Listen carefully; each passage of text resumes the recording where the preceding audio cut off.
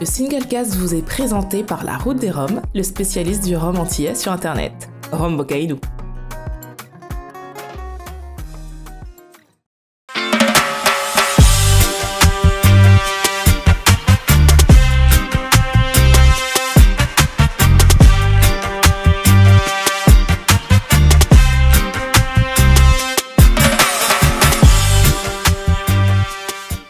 Qui parle de Rome sans gueule de bois, et nous voilà donc pour un nouveau rendez-vous en ce mardi soir en direct sur les réseaux sociaux, sur la page du Singlecast bien entendu, mais également sur la confrérie du Rhum. Je suis avec Laurent Cuvier a.k.a. l'homme à la poussette. Laurent, bonsoir.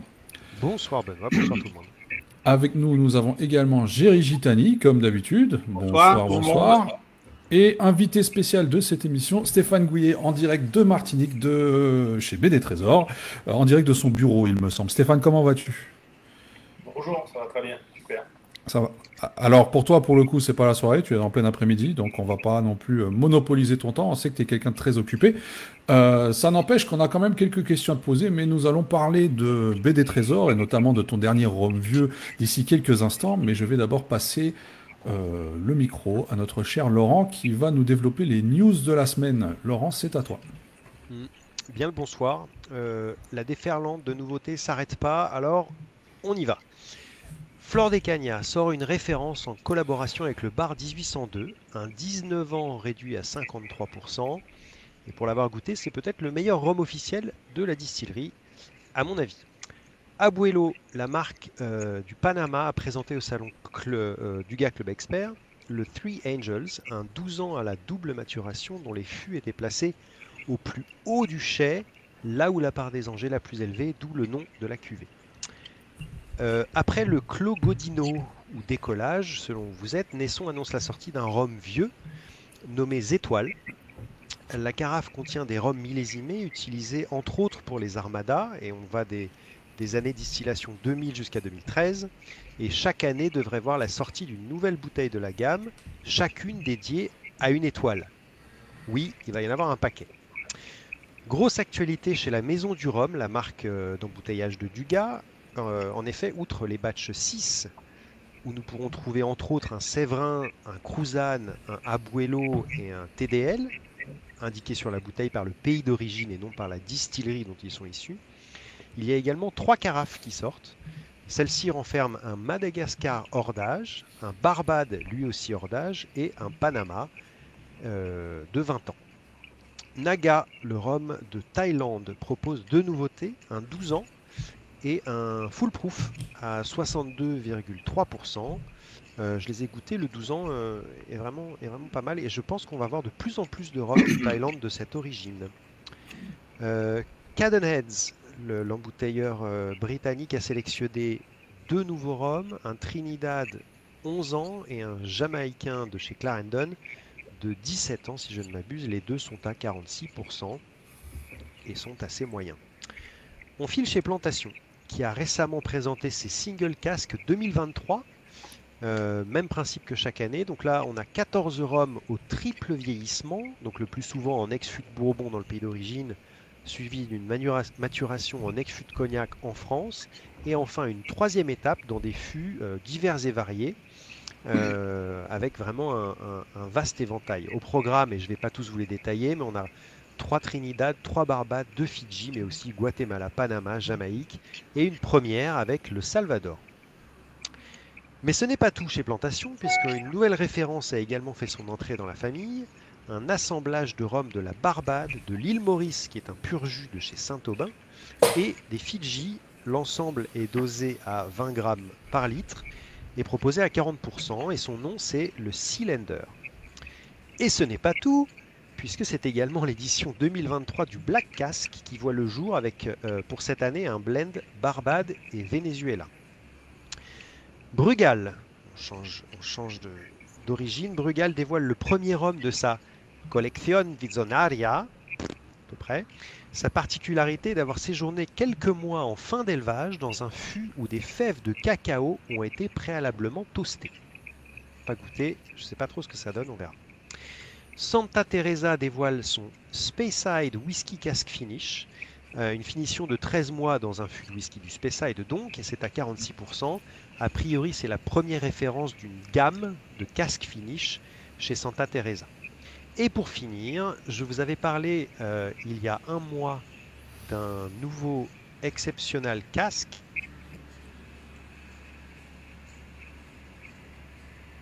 Voilà, il a bloqué. Bon.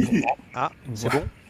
Exceptional casque, vas-y. Je sais pas pourquoi ça a bloqué sur Foursquare, je sais pas. Donc, un nouveau exceptional casque chez Foursquare, le Covenant, un 18 ans au vieillissement full bourbon. Et donc, vraisemblablement, je vous dis à la semaine prochaine pour un nouveau exceptional casque de chez Foursquare. Très bien, merci Laurent. Donc, comme je l'ai répété plus tôt en début d'émission, Stéphane Gouillet donc, est avec nous en direct de Martinique pour nous parler des rhums Baie des Trésors. Encore une fois, bonsoir Stéphane, merci d'être parmi nous pendant cette émission. Alors, on a voulu t'inviter parce qu'effectivement, Baie des Trésors a une grosse nouveauté au départ. Alors, tout d'abord, Baie des Trésors, je pense que c'est une marque qu'on ne présente plus aujourd'hui, du moins je l'espère, vu tout le travail qui a été fait ces dernières années pour mettre la marque en avant et qui a d'ailleurs eu... on va dire de très très bons retours de la part des amateurs de rhum et notamment de rhum agricole. Avant de venir à ta nouveauté, moi j'ai une question à te poser. Est-ce que tu peux clairement nous expliquer la philosophie derrière Baie des Trésors ? Je vais essayer d'être très concis. Merci de m'avoir invité en tout cas, ça me fait plaisir de pouvoir échanger avec vous. La philosophie de Baie des Trésors, il faut comprendre que ça vient de notre métier premier qui était producteur de canne à sucre. En tant que producteur, on faisait tous nos efforts pour avoir de la canne de la meilleure qualité possible pour les industriels. Quand je dis industriel, c'est bien sûr entre guillemets, je parle de distillerie et de la sucrerie, pour qu'eux aient un maximum en fait de brix, mais surtout que nous on soit rémunérés aussi au maximum, parce que plus la canne est riche, mieux on est rémunéré. Et en fait, je remarquais que tout le travail qu'on faisait forcément en amont n'était pas réellement valorisé en aval par eux, puisque en fait, nos cannes étaient mélangées avec d'autres cannes, d'autres planteurs. Non pas que les notes étaient meilleures ou moins bonnes, mais en tout cas, c'est sûr qu'en fonction des zones qu'on récoltait, c'était pas la même qualité. Et donc c'est de là que l'idée m'est venue, puisque moi je ne suis pas du milieu de la canne, je suis dans la canne que depuis 10 ans maintenant. Avant, je m'occupais de plantation plutôt de bananes. Et en fait, ça a attiré mon attention, ma curiosité. Je me suis dit, tiens, ça serait peut-être quelque chose à creuser. Si personne ne le fait, il doit y avoir une raison, mais à force d'entêtement, j'ai quand même continué mon idée.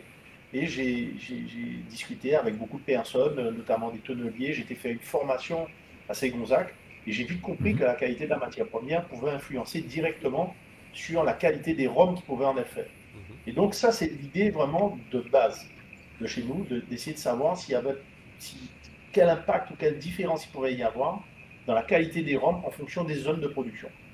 Donc en fait, on a quasi 2 zones de production chez nous, puisqu'on a une grande ferme avec plus de 1000 hectares cultivés, dont 752 cannes à sucre. Et donc on avait plusieurs terroirs très différents, un terroir très sec, celui de la Caravelle, et un terroir très humide qui était celui du Ferré.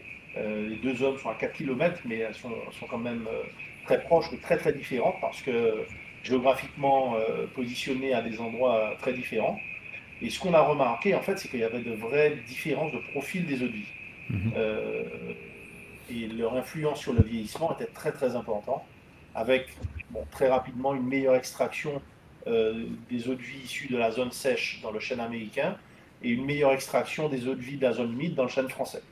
Donc voilà, c'est vraiment comme ça qu'on a commencé à faire nos vieillissements, en appuyant vraiment sur le terroir, avec ces deux élevés sous bois qu'on a fait, fruits des pluies et fleurs du vent. Alors justement, je me permets de te couper justement. Il y a alors cette notion de terroir qui revient vraiment depuis plusieurs années maintenant, notamment, enfin surtout auprès des rhums agricoles, et même ça commence à se développer un peu dans d'autres endroits également. Je pense que dans votre cas, on est clairement sur ce qu'on peut appeler un rhum de terroir. Je dirais même plus de micro-terroir, parce qu'on parle vraiment de zones, comme tu dis, qui sont très proches les unes des autres et qui ne sont pas très très grandes finalement. Je veux dire, quand on regarde la globalité de ces champs ou de ces parcelles, est-ce que le fait de restreindre ça n'est pas quelque part je vais pas dire contre-productif, mais je veux dire, là où beaucoup de marques aujourd'hui, ou beaucoup de grosses maisons auront tendance à vouloir faire de la masse, à vouloir faire de la quantité, vous avez plutôt pris le pari de faire petit, mais de qualité, on va dire. C'est exactement ça. On veut, tous ceux qui font du rhum aujourd'hui connaissent le niveau des investissements qu'il faut réaliser pour faire du vieillissement. Mhm. Et donc le but, c'était de ne pas mettre la charrue avant les bœufs. C'était vraiment de pouvoir avancer step by step. En 2019, les premières distillations qu'on avait fait, c'était 50 000 litres. On avait mis en vieillissement. Aujourd'hui, on en est à peu près 115 000 litres. Donc, tu vois, on monte doucement, toujours sur les mêmes parcelles, et on n'utilise pas 100% du potentiel de chaque parcelle. Donc voilà, on en a encore sous le pied. Et ce qu'il faut savoir, c'est que dans ces zones de production, on utilise à peu près 20 hectares sur 5. Donc il nous en reste encore dans ces zones-là, j'ai envie de dire, sous le pied. Donc ça, c'est la première chose. Et puis le domaine est assez grand et ça peut laisser aussi la place pour d'autres terroirs qui ne sont pas ni le sec ni l'humide, mais qui sont des terroirs peut-être intermédiaires. Voilà, donc il n'y a rien à l'étude pour l'instant, mais je veux dire, on est dans cette philosophie où on veut construire la marque, on veut être sûr de ce qu'on fait, on veut avoir une redondance des techniques dans le temps pour bien comprendre les process, notamment de vieillissement. Ça, on a commencé depuis 2017 et on a mis en vieillissement en 2019 avec beaucoup d'essais. Et je me souviens, je l'ai déjà dit à certaines personnes, donc Jerry, mais je me souviens de dégustations chez notre tonnelier avec 85 échantillons à déguster. Donc voilà, ça a pris 2 jours. Il a fallu faire des choix et c'est comme ça qu'on a choisi notre futaille en fonction des zones de production. Et donc voilà, aujourd'hui, on a en fût de chêne américain, en tout cas dans la zone sèche, on a 5 types de fûts différents et dans la zone humide, on en a 7. Voilà, donc c'est complètement aujourd'hui cadré à ce niveau-là. Après, ça ne nous empêche pas de faire des essais qui sont dans nos chais, qui sont des petits trésors à venir. Et là, je fais un petit clin d'œil à Jerry qui est venu les voir dernièrement. Alors justement, j'ai une question préalable, c'est-à-dire que depuis le début, on parle de SB, de vieillissement. On ne parle pas de ton rhum blanc qui est excellent, qui est un grand succès. Que plein soleil, oui. Le plein soleil. Et par contre, souvent, alors je pense que c'est par jalousie, mais certains de tes confrères producteurs disent ouais, Stéphane dit qu'il distille, mais il ne distille pas, c'est pas lui qui distille. Alors, est-ce que tu pourrais apporter un éclaircissement là-dessus et montrer comment tu arrives à ce rhum d'excellence? Alors, on va être très cash, aucun problème sur ça. Nous, on distille chez St. James. Et ce n'est pas St. James qui distille pour nous. Je m'explique. On a notre propre cahier des charges, en fait. Et dans ce cahier des charges de production, ça va de la récolte jusqu'à la réduction avant la mise en fût. Donc, on maîtrise totalement le process avec des paramètres qui nous sont propres. Donc, la première chose qu'il faut noter, c'est que quand nous, on produit notre rhum, St. James, lui, ne produit pas de rhum. Ils auraient pu produire des rhums en même temps, c'est pas le cas. C'est-à-dire que tout ce qui sort des colonnes va dans des cuves qui nous sont réservées. Ça, c'est la première chose. Et on le fait pourquoi? Parce qu'on fait parcelle par parcelle. Donc, on a une distillation et un jour par parcelle. Pour la zone sèche et pour la zone humide, c'est pareil. Et on n'est pas dans les mêmes périodes de récolte. On récolte plutôt en février-mars pour la zone sèche et plutôt en mai-juin pour la zone humide. Pour rentrer dans le détail, généralement, on commence le lundi, où le lundi, on emmène les premières cannes très très tôt le matin, et on commence en fait à broyer l'intégralité de la première parcelle le jour même. Et quand on a fini, ben, on a fini. Alors que St. James, eux, d'habitude, ben, ils finissent à 15h30, 16h. Si on a fini à 15h, ben, on finit à 15h. Si on a fini à 14h30, on a fini à 14h30. Et moi, j'ai un coût de passage dans l'usine de St. James qui est propre à moi et à ma technique de vouloir broyer 100% de mes cannes le jour même de la coupe. Donc ça, c'est la première chose. Le lendemain, on a la deuxième parcelle qui arrive pour être broyée, et pendant ce temps-là, on distille en fait les fermentations de la veille. Et donc, le mercredi, on distille ce qui s'est passé, ce qui a été broyé le mardi et qui a fini d'être fermenté. Et donc le mercredi, on a fini de faire notre rhum des 2 parcelles de la zone sèche. Et c'est exactement la même chose pour la zone humide, avec bien sûr un process de fermentation et de levure qui nous est propre. C'est pas les mêmes que celle de St. James. On a vraiment notre sélection aussi de colonnes. Par exemple, St. James, ils ont 6 colonnes. Nous, on en a 3 avec lesquelles on travaille et c'est tout le temps les mêmes. Voilà. Et ensuite, bien sûr, on a des process de distillation aussi, où pour chaque parcelle, alors ça fait partie des petits trésors, on va dire. Pour chaque parcelle, on a toujours 2 cuves de fermentation qu'on distille à bas degré, donc à 65 degrés. Donc ça, c'est des petites astuces qu'on a dans notre cahier des charges et qui nous sont propres et qui font que nos rhums sont complètement identitaires et avec une signature particulière, notamment au niveau aromatique et au niveau des goûts, même des eaux de vie blanches. Comment, bon, tu as répondu à tout un paquet de questions que j'allais te poser, mais tant mieux. Donc c'est bien clair, vous avez votre process à vous et ça va du champ jusqu'à la bouteille. Comment autant toi et l'entreprise connaissaient les cannes, connaissaient les parcelles, les variétés, etc. Mais par contre, le niveau cahier des charges pour la fermentation, la distillation, comment vous avez acquis un savoir là-dessus?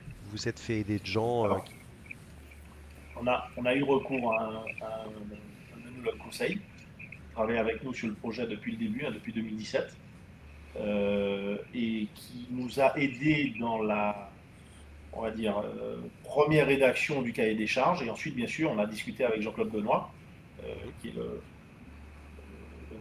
patron de Saint. Ben, voilà, il y avait Marc aussi Sassier qui était là, autour de la table. Et voilà, on a dit, nous, on veut faire ça, on veut faire ça. Ils ont fait des commentaires en disant oui, mais ça sert à rien, ou ça, ouais, c'est intéressant à voir, etc. Bref, enfin, on s'est mis d'accord sur ce qu'on allait faire et on l'a fait une fois qu'on était mis d'accord. Et chaque année, c'est Jean-Claude Benoît lui-même qui supervise que les paramètres de production et de distillation qu'on lui a donnés sont respectés. Avec moi aussi dans la salle de contrôle, on regarde pendant les 2 jours de distillation comment ça se passe. Alors, depuis, on a eu donc 2 ESB qui sont sortis avec des années de récolte différentes, fruits des pluies et fleurs du vent. On a eu le fameux rhum blanc dont parlait Jerry juste avant, donc Plein Soleil, qui est également sorti à 2 récoltes différentes, il me semble, de mémoire. Et maintenant, on a enfin le premier rhum vieux qui vient donc d'arriver chez les cavistes. Caracoli, le dernier petit bébé. Est-ce que tu peux nous en dire un peu plus? Alors, on est toujours dans la même question que tu m'as posée tout à l'heure. Hein, c'est un peu l'ADN de Belle et Trésor. On avait une approche, si tu veux, parcellaire. On a aussi une approche annuelle parce qu'aucune de nos cuvées n'est mélangée d'une année sur l'autre. Donc, il y a l'année de récolte sur chacune des bouteilles. Donc, fruits des pluies, fleurs du vent, Plein Soleil et Caracoli, chaque année seront légèrement différents. Et cette différence provient uniquement de la qualité de l'eau de vie, puisqu'on a essayé de figer les paramètres de vieillissement. Caracoli, en fait, l'idée, c'était de créer en fait quelque chose pour que le consommateur, l'amateur de rhum, puisse s'y retrouver. Et donc, là, ce que j'ai voulu, c'est que Fleur du Vent, qui était le SB l'SB sous-bois de la zone sèche, puisse en fait vieillir 2 ans et 2 mois de plus, et qu'on puisse se rendre compte de comment, dans un fût, les arômes peuvent se concentrer et évoluer. C'est pour ça que Caracoli, c'est exactement le même assemblage que Fleur du Vent, sauf qu'au lieu d'avoir été assemblé à 1 an et 1 mois, il a été assemblé à 3 ans et 3 mois. Mais c'est exactement les mêmes fûts. C'est exactement les mêmes assemblages de fûts, donc des 5 fûts différents américains qu'on a, c'est les mêmes proportions, sauf que au lieu d'avoir 1 an et 1 mois, ils avaient 3 ans et 3 mois. Et ça permet de comprendre quand on déguste, pour ceux qui ont participé à la masterclass, on a fait déguster en fait l'ESB du GA Club Expert, pardon. On a fait déguster en fait le Fleur du Vent 2019 et le Caracoli 2019. C'est ça. Et ça permet de voir les notes Notamment, c'est frappant, hein, c'est les notes de vanille qu'on avait beaucoup dans le 2019 qui étaient très fraîches, alors que sur Caracoli, on a des notes de vanille qui sont beaucoup plus élaborées, beaucoup plus cuites, à la limite caramélisées. Vous voyez, ça vraiment, et ça montre l'évolution et la concentration qu'il y a pu y avoir dans le fût, avec 2 ans et 2 mois de vieillissement en plus. Le Singlecast vous est présenté par La Route des Roms, le spécialiste du rhum antillais sur Internet. Rhum Bocaïdou.